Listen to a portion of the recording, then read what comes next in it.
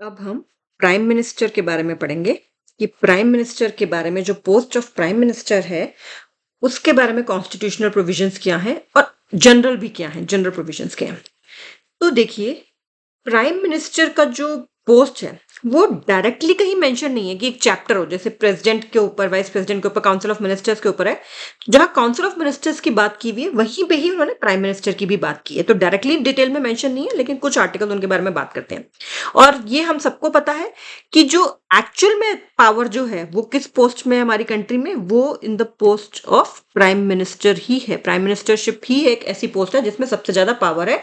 President जो head of the state है, but head of the government जो है वो प्राइम मिनिस्टर है। तो रियल एग्जीक्यूटिव अथॉरिटी जो है वो प्राइम मिनिस्टर के पास ही है।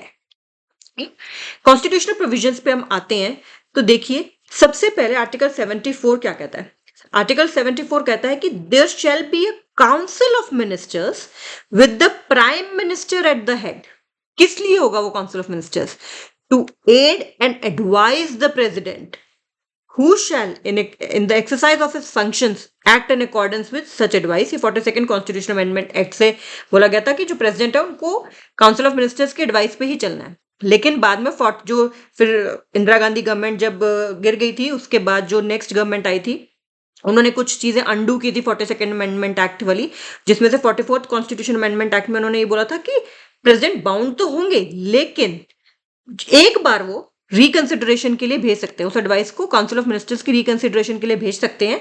और लेकिन अगर दोबारा से वो उनके पास आती है तो उनको वो माननी पड़ेगी। मतलब एक थोड़ा सा उनको डिस्क्रिप्शन मिल गया कि एक बार वो वापस उसको भेज सकते हैं अगर कुछ ऐसा है तो।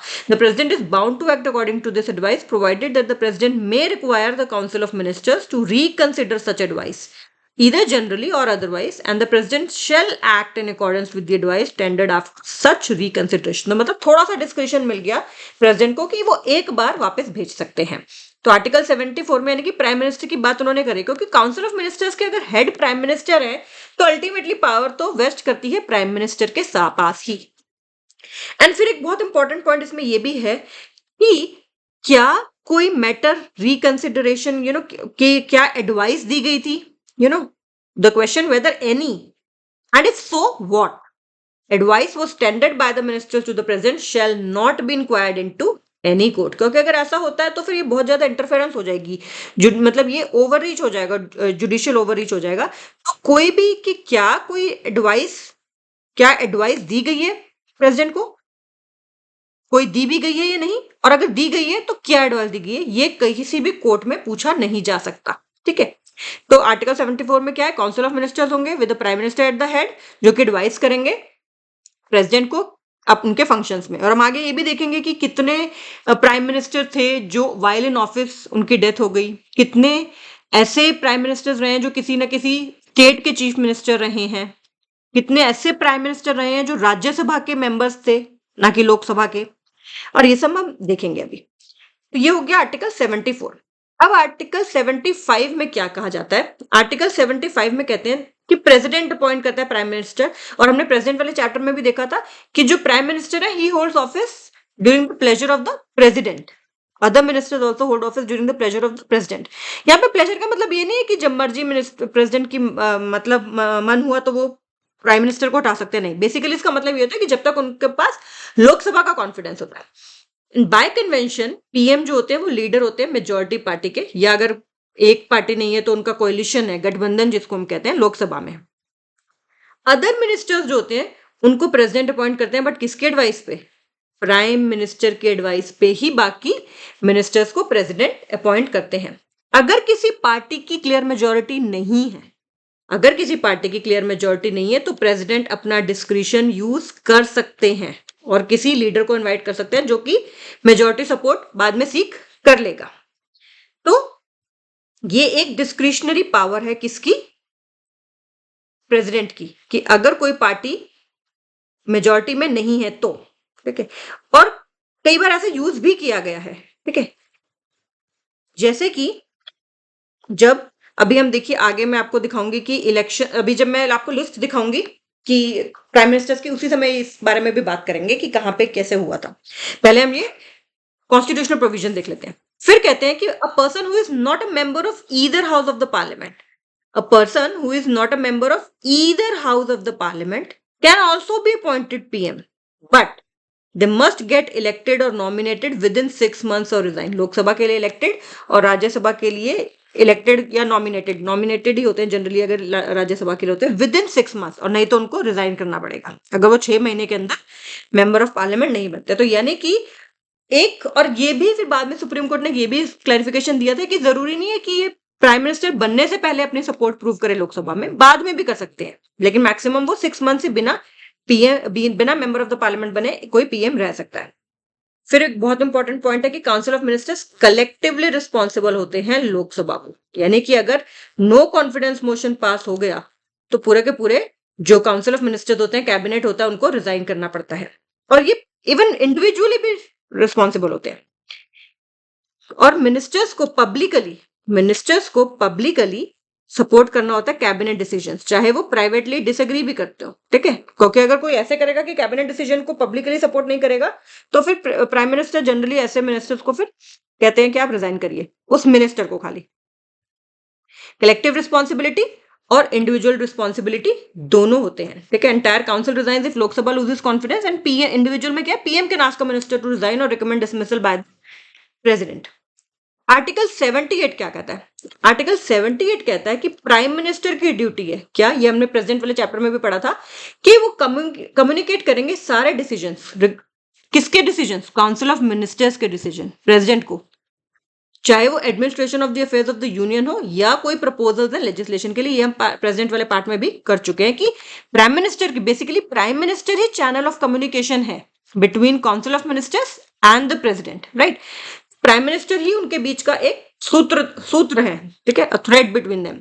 तो प्राइम मिनिस्टर की ड्यूटी है कि वो कम्युनिकेट करे सारे डिसीजंस काउंसिल ऑफ मिनिस्टर्स के regarding administration of the affairs of the union and proposals for legislation. और अगर प्रेसिडेंट चाहे कोई इन्फॉर्मेशन तो भी वो प्राइम मिनिस्टर की ड्यूटी है कि उनको वो इन्फॉर्मेशन प्रोवाइड की जाए।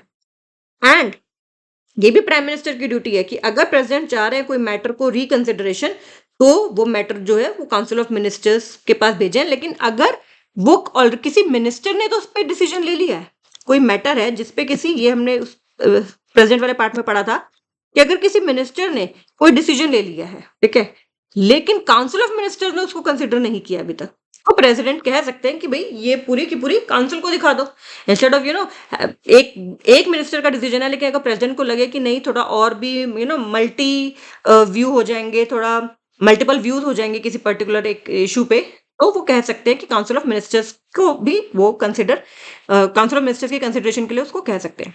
अब देखिए ओथ में क्या है, ओथ एक तो इनको प्रेसिडेंट दिलवाते हैं, ठीक है, प्राइम मिनिस्टर को ओथ प्रेसिडेंट दिलवाते हैं, और उसमें वो वही बात करते हैं, कॉन्स्टिट्यूशन को प्रोटेक्शन वाली बात करते हैं, सोवरेनिटी और इंटीग्रिटी को मैं प्रोटेक्ट करूंगा, क्योंकि डी फैक्टो तो यही है ना, ठीक है, अपने ऑफिस की ड्यूटीज निभाऊंगा, लोगों के लिए सही करूंगा without ill will, without fear, ठीक है, और एक ओथ ऑफ सीक्रेसी भी दिलवाई जाती है। फिर पीएम का देखिए, जैसे प्रेसिडेंट का एक टर्म था, वाइस प्रेसिडेंट का टर्म था 5 साल, प्रेसिडेंट का टर्म था 5 साल, पीएम का कोई टर्म नहीं हो सकता। क्यों नहीं हो सकता? क्योंकि वो तो during the pleasure of the president ही है ना। During the pleasure of the president का इनडायरेक्टली मतलब ये होता है तब तक कि जब तक कि वो उनको लोकसभा का उनमें कॉन्फिडेंस है, as long as he enjoys the confidence of the Lok Sabha, तभी तक वो पीएम का ऑफिस होल्ड करते हैं। इसका मतलब उनका कोई फिक्स टेन्योर नहीं होता। अगर लोकसभा ने नो कॉन्फिडेंस मोशन पास कर दिया, पीएम और काउंसिल ऑफ मिनिस्टर्स को तो रिजाइन करना ही पड़ेगा, ठीक है। तो टेक्निकली जो मिनिस्टर्स हैं वो ऑफिस होल्ड करते हैं during the pleasure of the president, but actually में रियलिटी में pleasure depends on the Lok Sabha majority, ठीक है, यानी कि टर्म फिक्स्ड नहीं है, ये जो भी हमने बात की। अब पावर्स एंड फंक्शंस क्या है? काफी सारे पावर्स हैं, ठीक है, काउंसिल ऑफ मिनिस्टर्स के हेड है, तो काफी सारे डिसीजन इन्होंने लेना होता है, यही रिकमेंड करते हैं प्रेसिडेंट को कि किसको मिनिस्टर बनाना है, किसको नहीं। एलोकेट एंड रीशफल करते हैं पोर्टफोलियो मिनिस्टर्स के। आपने कई बार सुना होगा कि कभी कोई किसी को फाइनेंस मिनिस्टर बना दिया, अगले टर्म में चाहे तो चेंज कर दिया, बीच में भी चेंज कर सकते हैं प्राइम मिनिस्टर। कोई पोर्टफोलियो किसी को दे देते हैं, टेक्सटाइल किसी के पास है, हो सकता है बीच में किसी और को दे दें, सिविल एविएशन किसी के पास है, बाद में हो सकता है उनको मन करे तो किसी और को दे दें। किसी भी मिनिस्टर को कह सकते हैं कि रिजाइन करो, ठीक है, और जनरली ऐसे में पार्टी के पास जो उनके लोग होते हैं, मिनिस्टर होते हैं, फिर वो मानते भी हैं। अगर वो खुद रिजाइन कर दें, अगर पीएम खुद रिजाइन कर दें, तो काउंसिल ऑफ मिनिस्टर्स भी उनको भी रिजाइन करना पड़ता है। ये बात बहुत इंपॉर्टेंट है, क्योंकि काउंसिल ऑफ मिनिस्टर्स के हेड ही वही हैं, ठीक है। फिर वो प्रेसिडेंट को रिकमेंड कर सकते हैं कि आप डिसॉल्व कर दो लोकसभा, ठीक है, जैसे कि इंदिरा गांधी ने जब 1977 में प्रेसिडेंट को बोला कि आप लोकसभा डिसॉल्व कर दो, जनरल इलेक्शंस करवाएंगे। ठीक है, तो जनरल इलेक्शन में फिर Indira Gandhi government lost it and Morarji Desai came into power, वो सब भी हम बातें करेंगे। फिर गवर्नमेंट की जितनी पॉलिसीज हैं वो प्राइम मिनिस्टर ही अनाउंस करते हैं, और मिनिस्टर्स भी कुछ कर सकते हैं, ऐसा नहीं है कि सिर्फ वही करेंगे। लीडर ऑफ द लोकसभा है अगर वो मेंबर ऑफ द लोकसभा है, तो अगर वो राज्यसभा के हैं तो यहाँ पे बात नहीं होगी, लोकसभा के लीडर होंगे अगर वो मेंबर हैं तो। फिर वो प्रेसिडेंट को एडवाइस करते हैं कि आपको कब समन करना है, कब प्रोरोग करना है, कब डिसॉल्व करना है। ठीक है, डिसॉल्विंग पार्लियामेंट नहीं, डिसॉल्विंग तो लोकसभा ही होता है।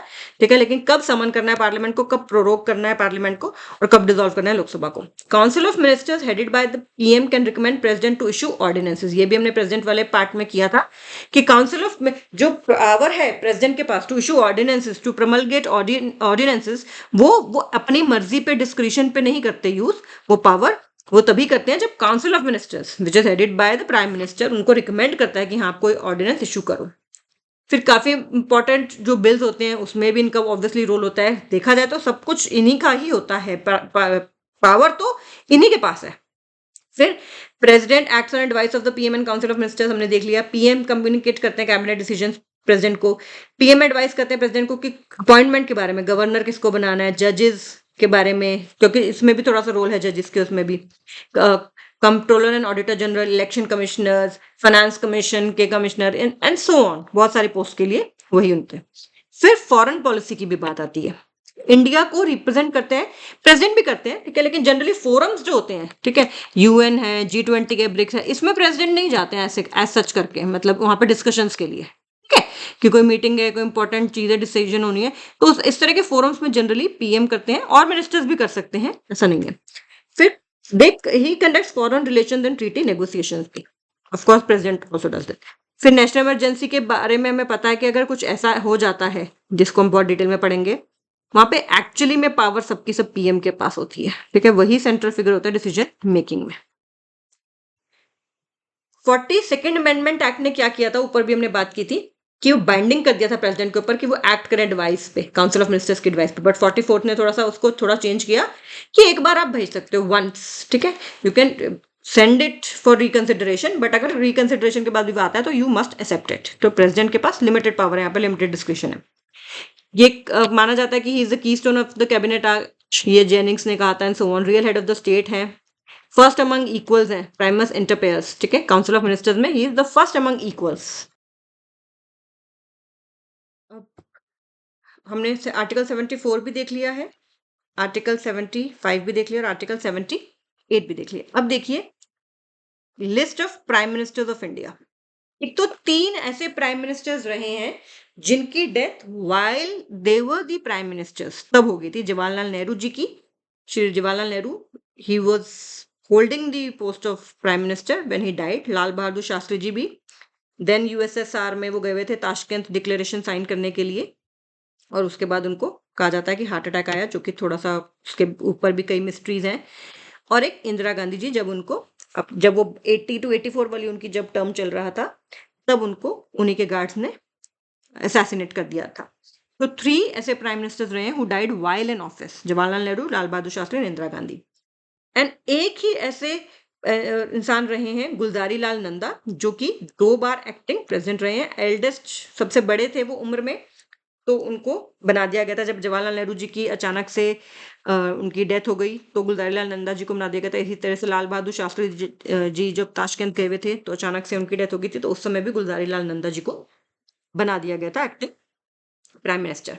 जब इंदिरा गांधी गवर्नमेंट ने 1977 में कहा कि भाई प्रेसिडेंट को रिकमेंड किया कि आप डिसॉल्व कर दो लोकसभा, फ्रेश इलेक्शंस अनाउंस करो, तो फिर डिसॉल्व कर दी गई थी लोकसभा, इलेक्शन हुए थे। इलेक्शंस में Indira Gandhi government lost it and Morarji Desai, ठीक है, बेसिकली कोalition गवर्नमेंट थी ये, उनको बनाया गया प्राइम मिनिस्टर। लेकिन देखिए ज्यादा टाइम के लिए नहीं बनाया, पूरी टर्म नहीं है, ठीक है, क्योंकि इनमें भी इंटरनल पार्टी फ्रैक्शंस बहुत ज्यादा थे। जबकि इन्होंने काफी सारी हेल्प वो की, क्योंकि जब वॉर हुई थी चाइना के साथ, इन्होंने चाइना के साथ भी बेटर रिलेशंस करने की कोशिश की, इन्होंने पाकिस्तान के साथ भी बेटर रिलेशंस करने की कोशिश की। 65 की वॉर हो चुकी थी, 71 वाली बांग्लादेश की वॉर भी हो चुकी थी पहले ही, तो उन्होंने काफी सारे रिलेशन इंप्रूव करने की बात की। बट इंटरनल पार्टी फ्रैक्शंस बहुत थे, पर्टिकुलरली कुछ लोग थे वो कहते थे कि 2 ऑर्गेनाइजेशंस के आप साइमल्टेनियसली पार्ट नहीं हो सकते, आप पार्टी के भी हों और साथ में आप राष्ट्रीय स्वयंसेवक संघ के जिसको जनसंघ और ये सब की बातें उस समय की जाती थी कि ये नहीं होना चाहिए था, तो पार्टी में बहुत ज्यादा फ्रैक्शन थी, तो कुछ लोगों ने सपोर्ट विड्रॉ कर लिया था, तो बेसिकली इन्होंने फिर रिजाइन कर दिया। तो जब इन्होंने रिजाइन किया तो फिर चरण सिंह जी ने बोला, चरण सिंह जी ने तब उस समय इंदिरा गांधी जी, संजय गांधी जी वो अरेस्टेड थे आफ्टर इमरजेंसी प्रोविजंस की, उन्होंने अब्यूज ऑफ पावर किया एंड ऑल दोस थिंग्स, वो काफी आप डिटेल में चीजें हैं। तो फिर प्रेसिडेंट ने, चरण सिंह जी ने बोला कि मैं हम लोग सपोर्ट सीख कर लेंगे, तो इन्होंने एक्चुअली इंदिरा गांधी जी और संजय गांधी जी से सपोर्ट मांग लिया था, कांग्रेस से बेसिकली सपोर्ट मांग लिया था कि आप हमें सपोर्ट दे देना तो ये कर लेंगे। लेकिन आयरॉनिकली देखिए कितना छोटे से टाइम के लिए ये थे, ठीक है, बहुत छोटे से टाइम के लिए थे, क्योंकि इन्होंने तब उन्होंने कहा था कांग्रेस वालों ने कि उनको बेसिकली उनके पास से चार्जेस हटा लिए जाएंगे, लेकिन इन्होंने कहा नहीं, चार्जेस नहीं हटेंगे, तो उन्होंने अपना सपोर्ट विड्रॉ कर लिया था, तो फिर ये इनको रिजाइन ही करना पड़ा, तो बहुत ही कम टाइम के लिए। इसीलिए कहा जाता है कि Charan Singh ji never faced parliament, he never faced parliament, एक ही ऐसे प्राइम मिनिस्टर रहे हैं he who never faced parliament, क्योंकि उन्होंने पहले ही अपना, कांग्रेस ने सपोर्ट विड्रॉ कर लिया था, तो इनको फिर रिजाइन करना पड़ा था। लेकिन क्योंकि इलेक्शन नहीं हुए थे अभी तक, तो ये केयर टेकर पीएम रहे थे, केयर टेकर पीएम रहे थे 1980 तक, जब फिर जनरल इलेक्शन हुए थे और तब इंदिरा गांधी की गवर्नमेंट फिर से कांग्रेस जीत गई थी and they came back into this. उसी दौरान ऑपरेशन ब्लू स्टार भी हुआ था और उसके बाद Indira Gandhi was assassinated and फिर से देखिए, फिर प्रेसिडेंट तब क्लियर नहीं था कि अब कौन बनेगा, तो प्रेसिडेंट ने फिर से राजीव गांधी को अपना थोड़ा सा डिस्क्रिप्शन यूज करके राजीव गांधी को बोला, फिर पार्टी ने भी उनको यूनानिमसली सपोर्ट किया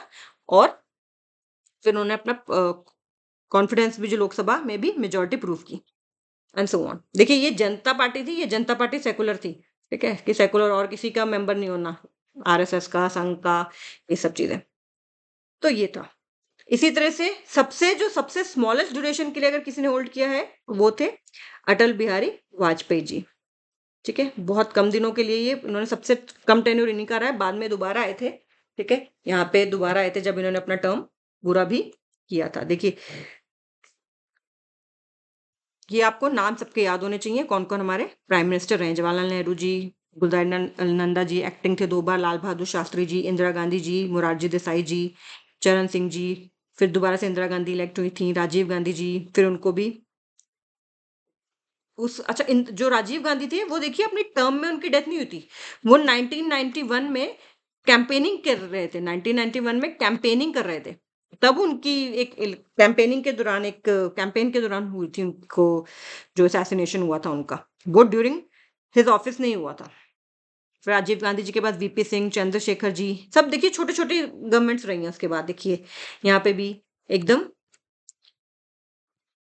छोटी सी गवर्नमेंट, ठीक है, 1989 टू 1990, फिर 91 से, ठीक है, फिर यहाँ पे जो था पीवी नरसिम्हा राव जी की गवर्नमेंट जो थी वो लंबे टाइम के लिए चली, फिर से दोबारा से वैसे ही 96 में, फिर 97 तक, 98, फिर मतलब थोड़ा सा हुआ, फिर उसके बाद थोड़ा सा रेगुलरिटी हुई।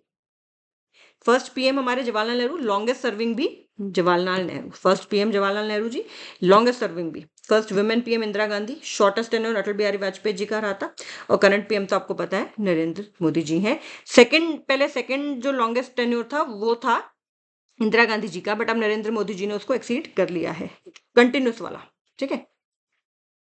कुछ प्राइम मिनिस्टर्स हमारे मेंबर्स ऑफ द राज्यसभा भी रहे हैं, उसमें से miss Indira Gandhi, Shri H D Deve Gowda ji, Inder Kumar Gujral ji और डॉक्टर मनमोहन सिंह जी, जो ये चारों नाम लिखे हैं ये राज्यसभा के मेंबर्स थे, ठीक है, ना कि लोकसभा के, क्योंकि प्राइम मिनिस्टर किसी भी हाउस के मेंबर हो सकते हैं, जरूरी नहीं है कि वो लोकसभा के हों कि राज्यसभा के हों, किसी भी हाउस के हो सकते हैं। फिर प्राइम मिनिस्टर्स जो कि चीफ मिनिस्टर्स भी रहे हैं किसी स्टेट के, तो ऐसे कितने लोग हैं, ऐसे 6 लोग हैं, ठीक है। मोरारजी देसाई जो कि बॉम्बे स्टेट के लिए, अब जो महाराष्ट्र और गुजरात में बढ़ चुका, उस समय की जो बॉम्बे स्टेट थी उसके चीफ मिनिस्टर रहे हैं। चरण सिंह जी यूपी के, वीपी सिंह जी यूपी के, पीवी नरसिम्हा राव जी आंध्र प्रदेश के, एच डी देवेगौड़ा जी कर्नाटका के और नरेंद्र मोदी जी गुजरात के। तो यूपी ने अभी तक 2 पीएम दिए हैं, ठीक है, यूपी स्टेट ने 2 पीएम दिए हैं, टोटल 6 ऐसे हैं पीएम हमारे जो कि चीफ मिनिस्टर्स भी रहे हैं। मोरारजी देसाई बॉम्बे के, चरण सिंह जी और वीपी सिंह जी उत्तर प्रदेश के, पीवी नरसिम्हा राव जी आंध्रा के, देवेगौड़ा जी कर्नाटका के और नरेंद्र मोदी जी गुजरात के। कुछ प्राइम मिनिस्टर्स ऐसे भी थे जो कि फाइनेंस मिनिस्टर्स रहे हैं, ठीक है, ऐसे भी 6 पीएम ऐसे थे जो फाइनेंस मिनिस्टर भी रहे हैं। जवाहरलाल नेहरू जी, मोरारजी देसाई जी, इंदिरा गांधी जी। ये तो शुरू में ही हो गए, आपको याद रहेगा, जवाहरलाल नेहरू जी, मोरारजी देसाई जी, इंदिरा गांधी जी। और दोनों यूपी के जो हैं, चरण सिंह जी, वीपी सिंह जी। और मनमोहन सिंह जी का तो आपको पता ही है, मनमोहन सिंह जी नरसिम्हा राव गवर्नमेंट में जो थे फाइनेंस मिनिस्टर थे, उन्होंने काफी सारी चीजें, लिबरलाइजेशन और ये सब वो लेके आए थे। तो 6 प्राइम मिनिस्टर ऐसे भी रहे हैं जो उन्होंने फाइनेंस मिनिस्टर भी सर्व किया है। चरण सिंह जी जो थे वो PM and FM same time पे ही थे, ठीक है। वीपी सिंह जी ने भी काफी कुछ किया था, उन्होंने टैक्स इवेजन के अगेंस्ट और ये सब किया था। मनमोहन सिंह जी सबसे ज्यादा फेमस फाइनेंस मिनिस्टर हैं क्योंकि उन्होंने 1991 में इकोनॉमिक रिफॉर्म्स लेके आए थे, liberalisation, globalisation and all that. And so this finishes our topic of the topic Prime Minister.